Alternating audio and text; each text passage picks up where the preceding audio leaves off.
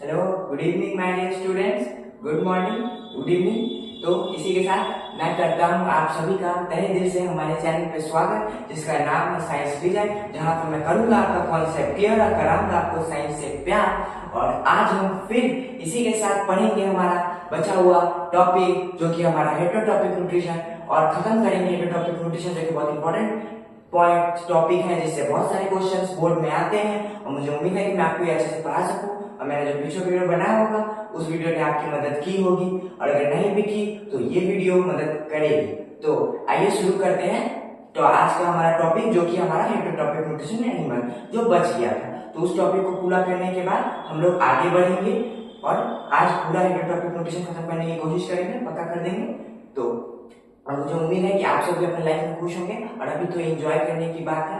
मैं आपको कमाल की बात बताऊं तो क्लास 10 जब आपका हो जाएगा ना, तब आपको पता चलेगा कि class 10 is the best class. Class 10 सबसे अच्छा क्लास होता है। इसमें आप एंजॉय भी करिए, इसमें आप थोड़ा पढ़िए भी, थोड़ी मस्ती भी करिए और सब कुछ करिए। पढ़ाई का ज्यादा स्ट्रेस आपको नहीं लेना, वो पढ़ना है मगर साथ में मस्ती भी करनी है, क्योंकि इसके बाद जो क्लासेस आएंगी उसमें शायद आपको मस्ती करने को ना मिले।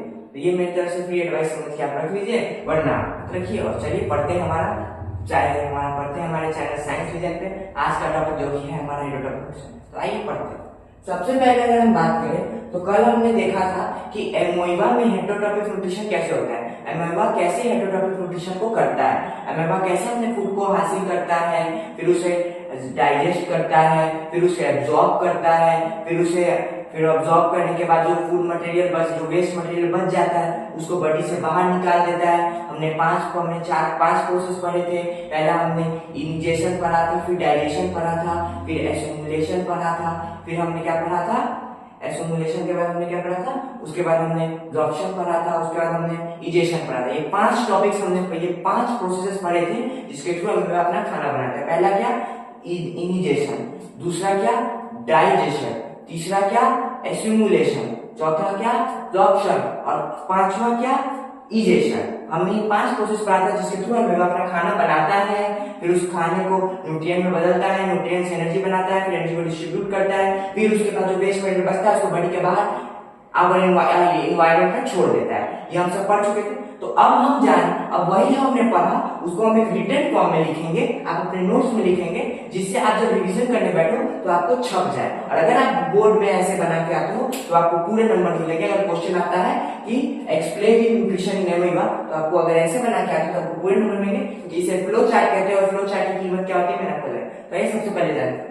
तो सबसे पहले एमोइबा में होता है पिसोडोपोडिया, जो कि क्या होता है, उसी का सेल होता है, क्योंकि उसी का एक्सटेंशन ऑफ सेल मेम्ब्रेन होता है। एमोइबा हम लोग जानते हैं कि एमोइबा को जब फूड लेना होता है तो वो अपने सेल्स का एक्सटेंशन करता है, अपने सेल मेम्ब्रेन को बढ़ाता है, फैलाता है, कि फूड पार्टिकल्स तक पहुंच सके और उसे ग्रैब कर सके। तो पिसोडोपोडिया क्या है, वो सिचुएशन है, उस सिचुएशन का नाम है जिसमें एमोइबा अपने सेल्स को एक्सटेंड करता है फूड को ग्रैब करने के लिए। तो सबसे पहले क्या कहता है, पिसोडोपोडिया की मदद से फूड को कैप्चर करता है। जो पिसोडोपोडिया क्या है, extension of the cell membrane है, ठीक है। उसके बाद taken in a food vacuum, जैसे ही एमोइबा ने फूड को अपने अंदर लिया पिसोडोपोडिया की मदद से, अब वो उस फूड मटेरियल को साइटोप्लाज्म से वैक्यूल्स में भेजेगा। साइटोप्लाज्म से कहां भेजेगा, वैक्यूल्स में भेजेगा। वैक्यूल्स में उसने भेज दिया फूड मटेरियल को। अब digestion of a food material inside the vacuole. अब वैक्यूल के अंदर वो जो फूड था उसका डाइजेशन होगा, यानी उसका फर्दर ब्रेकडाउनेशन होगा, वो टूटेगा और न्यूट्रिएंट में बदलेगा। किसमें बदलेगा, nutrient. Digestion of food material inside the vacuole, vacuole कहते हैं digestion of food material. Sir अभी digestion of the food material हुआ था। मैं अभी आपको एक मेजर वर्ड बताने जा रहा हूं, जिसे आप याद कर लीजिए, जो बहुत अच्छा वर्ड है, एनसीईआरटी में बार बार मेंशन है, और इसी से पूरी की पूरी लाइफ प्रोसेस चैप्टर में बार बार आपको देखने को मिलेगा। और इसी प्रोसेस से मिनिमम कोई भी फूड मटेरियल एक जगह से दूसरी जगह जाता है, कोई भी न्यूट्रिशन एक जगह से दूसरी जगह जाता है, कोई भी न्यूट्रिएंट एक जगह से दूसरी जगह जाता है। उसका नाम है डिफ्यूजन। हुआ क्या, diffusion of a simple substance inside cytoplasm. अब साइटोप्लाज्म में अगर फूड था तो साइटोप्लाज्म वैक्यूम में कैसे गया, तो हम सब जानते हैं, हमने क्लास 9 में पढ़ा है कि डिफ्यूजन एक प्रोसेस होता है जिसमें सब्सटेंस जो है वो हायर कंसंट्रेशन से लोअर कंसंट्रेशन जाता है, हायर रीजन से लोअर रीजन जाता है। तो मानिए कि फूड कहाँ प्रेजेंट है, फूड मानिए साइटोप्लाज्म में फूड प्रेजेंट है और वैक्यूम में फूड नहीं। तो साइटोप्लाज्म में जो फूड का अमाउंट होगा वो ज्यादा होगा as compare to vacuum. Cytoplasm में फूड का जो क्वांटिटी होगा वो साइटोप्लाज्म में तो भाई ज्यादा ही होगा। तो साइटोप्लाज्म में क्या है, फूड का मटेरियल ज्यादा है, तो ज्यादा से लोअर की तरफ फूड मटेरियल क्या हो जाएगा, ट्रांसफर हो जाएगा। वैक्यूम में फूड कम है, साइटोप्लाज्म में फूड ज्यादा है, डिफ्यूजन का प्रोसेस होगा, हाइयर कंसंट्रेशन से फूड लोअर कंसंट्रेशन में जाएगा, यानी साइटोप्लाज्म से फूड वैक्यूम में इंटर कर जाएगा और इसी प्रोसेस को हम डिफ्यूजन करते हैं। तो by the process of diffusion जो फूड मटेरियल हमारा है वो कहां पहुंच गया, साइटोप्लाज्म से वैक्यूल में पहुंच गया। ये जो प्रोसेस है आपको ये बार बार आपको देखने को मिलेगा। अभी हम आगे न्यूट्रिशन में ह्यूमन बात करेंगे, उसमें भी आपको डिफ्यूजन का प्रोसेस देखने को मिलेगा। अब बात करते हैं फूड कहां पहुंच गया, वैक्यूम में पहुंच गया, डाइजेशन हो गया, न्यूट्रिएंट्स में बदल गया जो रॉ मटेरियल था। अब आइए अनडाइजेस्टेड फूड। अब जो अनडाइजेस्टेड फूड है, यानी मैंने आपको पहले बताया हम जो भी खाना खाते हैं, कोई भी लिविंग ऑर्गेनिज्म जो फूड इनटेक करता है वो 90% फूड नहीं होता, वो 100% न्यूट्रिएंट्स नहीं होते, उसमें कुछ वेस्ट मटेरियल होते हैं, अनडाइजेस्टेड पार्टिकल्स भी होते हैं। तो वो जो अनडाइजेस्टेड पार्टिकल्स था इस फूड में जिसे एमोइबा ने लिया था, वो अब क्या होगा, move from the surface of a cell and is thrown out. वो फिर से एमोइबा क्या करेगा, अपने सेल को एक्सटेंड करेगा, खोलेगा और उसमें से क्या होगा, जो वेस्ट मटेरियल है वो एमोइबा से बाहर निकल के इन्वायरमेंट में रिलीज हो जाएगा और इस तरह एमोइबा अपना न्यूट्रिशन कंप्लीट करेगा। मुझे उम्मीद है मैंने आपको अच्छे से समझा। अब जो दूसरा और स्पीसीज है जिसपे हमें न्यूट्रिशन का प्रोसेस पढ़ना है, न्यूट्रिशन का प्रोसेस पढ़ना है, वो है हमारा पैरामीशियम। ये क्या था भाई, एमोइबा था। एमोइबा हमने पढ़ लिया कि उसमें न्यूट्रिशन कैसे होता है, वो कैसे किसी फूड को पकड़ता है, उसे अंदर लेता है, उसका डाइजेशन करता है, फिर उसमें से एनर्जी ऑब्जॉर्ब, न्यूट्रिएंट्स ऑब्जॉर्ब करता है, वेस्ट मटेरियल बनता है, बॉडी से बाहर जाता है। ये सब हमने एमोइबा में पढ़ लिया। अब हम पढ़ेंगे न्यूट्रिशन पैरामीशियम।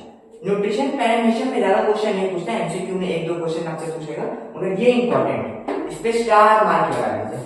जिस टॉपिक में मैं स्टार मार्क लगाऊं या जिस वर्ड में मैं स्टार मार्क लगाऊं, तो स्टार मार्क लगाइए, बहुत इंपॉर्टेंट है। अब आइए पैरामीशियम के बारे में बात करें। तो पैरामीशियम भी सेम चीज करता है। जितने भी लिविंग ऑर्गेनिज्म हैं होलोजोइक में, ये सब होलोजोइक न्यूट्रिशन का एग्जांपल है। होलोजोइक न्यूट्रिशन है, जितने होलोजोइक ऑर्गेनिज्म है वो पहले सीधी सी बात है, फूड को पकड़ेंगे, बॉडी के अंदर माउथ में लेंगे, माउथ से बॉडी के अंदर लेंगे, फिर उसका डाइजेशन करेंगे, फिर न्यूट्रिएंट में कन्वर्ट करेंगे, न्यूट्रिएंट में कन्वर्ट करके जो वेस्ट मटेरियल बचेगा उसे बॉडी के बाहर निकाल देंगे। सारे होलोजोइक इसी को फॉलो करते हैं। तो आइए जानते हैं पैरामीशियम कैसे करता है। सबसे पहले fig shape and contain many hair like structure cilia on its surface. अब जैसे एमोइबा में पेसोडोपोडिया एक वर्ड था, पेसोडोपोडिया को हम हैंड ऑफ एमोइबा कहते थे। क्या कहते थे, हैंड ऑफ एमोइबा, जिसके थ्रू वो फूड को पकड़ता था, जिसके थ्रू वो वेस्ट मटेरियल को बॉडी के बाहर निकालता था। उसी तरह पैरामीशियम में एक हेयर लाइक स्ट्रक्चर होता है, हेयर लाइक बाल जैसा स्ट्रक्चर, जिसे हम लोग सीलिया कहते हैं, जो कि आपको ह्यूमंस में भी देखने को मिलेगा। जब आप न्यूट्रिशन पढ़िएगा, न्यूट्रिशन ही ह्यूमंस पढ़िएगा, तो पैरामीशियम के ऊपर सीलिया लाइक स्ट्रक्चर होता है, जिसके मदद से वो क्या करता है, उस हेयर को क्या करता है, रोटेट करता है, अपने सीलिया को रोटेट करता है और उस रोटेशन से क्या करता है, वो किसी भी फूड मटेरियल को अपने पास बुलाता है और ग्रैब करके अपने अंदर रख लेता है। तो क्या है ये, fig shape contain many hair like structure cilia on its surface. Paramecium के पास, पैरामीशियम के बॉडी में बहुत सारे हेयर लाइक स्ट्रक्चर है जिसे हम लोग सीलिया कहते हैं। अब वो फिग शेप में। दूसरा, cilia push food material to oral groove. अब ओरल ग्रोव क्या है, ओरल ग्रोव वो जगह है जिसके थ्रू फूड इंटर करता है। पैरामीशियम में ओरल ग्रोव वो जगह है जिसके थ्रू फूड मटेरियल इंटर करता है पैरामीशियम में। तो क्या करेगा सीलिया फूड मटेरियल को धक्का देगा, हेयर लाइक स्ट्रक्चर धक्का देते हुए क्या कर दिया, ओरल ग्रोव में फेंक दिया, जिसे आप गेट भी कर सकते हो पैरामीशियम के, जिसके थ्रू फूड इंटर कर रही है पैरामीशियम के अंदर। अगला, food get digest in food vacuum and absorb into cell. अब वही प्रोसेस, फूड मटेरियल आया, फूड मटेरियल डिफ्यूजन का प्रोसेस हुआ होगा, साइटोप्लाज्म से वैक्यूल में गया होगा, वैक्यूल में फूड का डाइजेशन हुआ, डाइजेशन होने के बाद जो न्यूट्रिएंट बच गया वो कहां अब्सॉर्ब हो गया, वो साइटोप्लाज्म में अब्सॉर्ब हो गया। कहां अब्सॉर्ब हो गया, साइटोप्लाज्म में अब्सॉर्ब हो गया। यही लिखा हुआ है कि food get digest in food vacuole. Food vacuole में फूड का डाइजेशन हुआ, यानी वैक्यूल में फूड डाइजेस्ट हुआ पैरामीशियम के, और डाइजेस्ट होने के बाद जो न्यूट्रिएंट्स बच गया, जो न्यूट्रिएंट्स कन्वर्ट हुआ, यानी जो डाइजेशन का आउटकम आया वो एब्जॉर्ब हो गया साइटोप्लाज्म में, साइटोप्लाज्म में एब्जॉर्ब हो गया। Undigested and unabsorb food is remove via and pore, via पोर।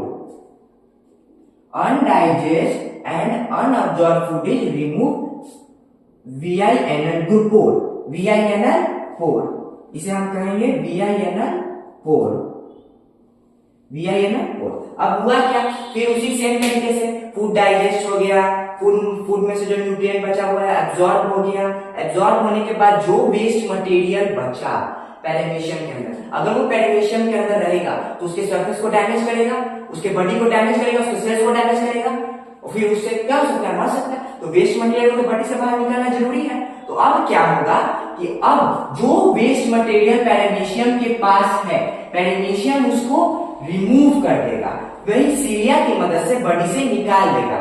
इस बार जहां से निकालेगा उस जगह का नाम है VINL पोर। घुसा कहां से फूड, ओरल ग्रोव से।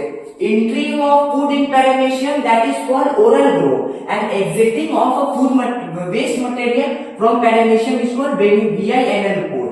VINL pore से waste material जाता है, oral growth से food material in करता है perimecium में। अब आइए perimecium की डायग्राम करें।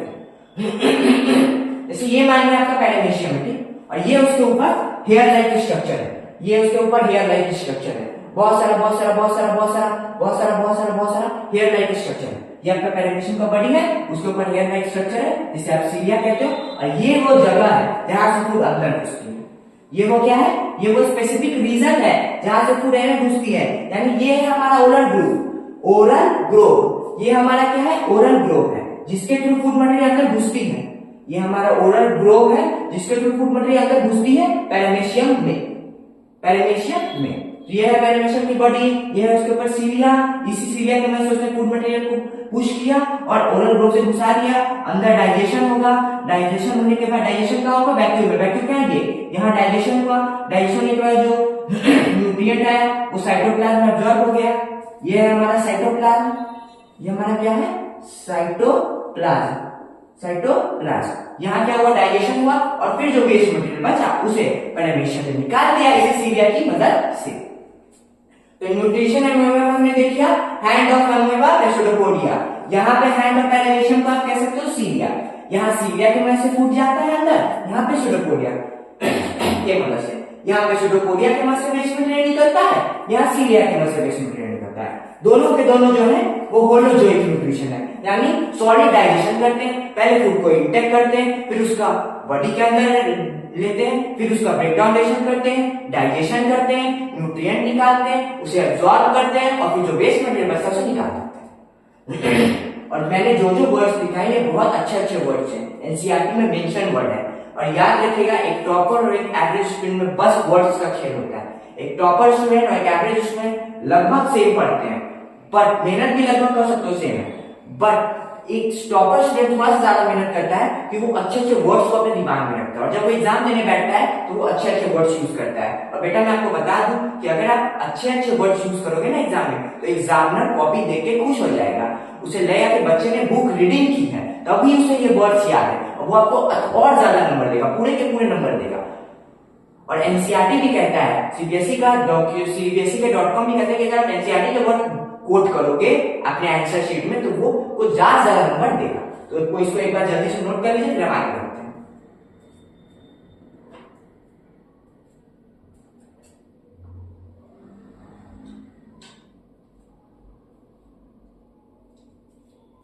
मुझे उम्मीद आपने लिख लिया होगा, आप इसे मिटाते हैं।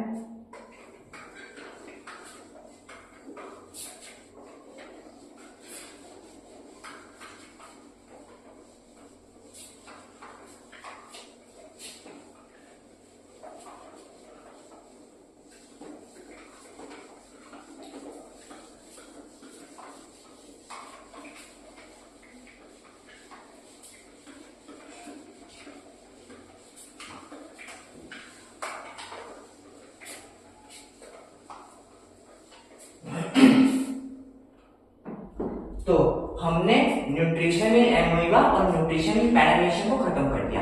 अब जो अगला हमारा न्यूट्रिशन का टॉपिक है जो कि हमें पढ़ना है वो है हमारा न्यूट्रिशन इन ह्यूमन। अब हम जानेंगे कि हम, आप और हमारे जैसे और कैसे न्यूट्रिशन की प्रोसेस को करते हैं, कैसे न्यूट्रिएंट को निकालते हैं, कैसे हम फूड खाते हैं या फिर हम जो फूड खाते हैं उसके साथ क्या क्या होता है, कैसे हमारा डिफरेंट ऑर्गन परफॉर्म करता है, पार्टिसिपेट करता है इन प्रोसेस ऑफ डाइजेशन, कहाँ जाता है वेस्ट मटेरियल।